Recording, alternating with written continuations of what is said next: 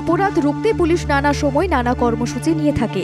এবার বিভিন্ন অপরাধ ও ছিনতাই রুখতে নদিয়ার শান্তিপুরে বসানো হলো সিসিটিভি ক্যামেরা।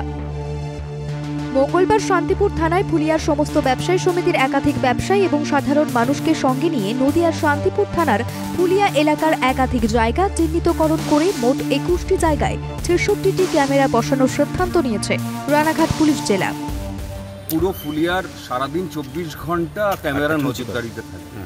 সেটা কোনো দুর্ঘটনা হলে তার কারণ খুঁজে পাওয়া যাবে। এরপরে সাধারণ মানুষের চলাফেরা এবং যা কিছু সমাজবিরোধী কাজ বা অ্যান্টি সোশ্যালরা যারা আছেন তারা এটুকু সচেতন হবে সারাদিন তারা ক্যামেরার নজরদারিতে আছে।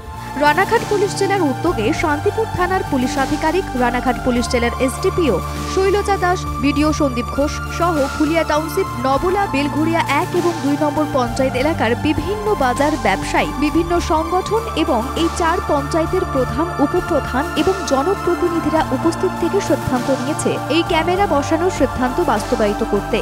তবে ব্যবসায়ী এবং সাধারণ মানুষের নিরাপত্তার কথা ভেবে এই শুভ উদ্যোগ বলে জানান ব্যবসায়ীরা।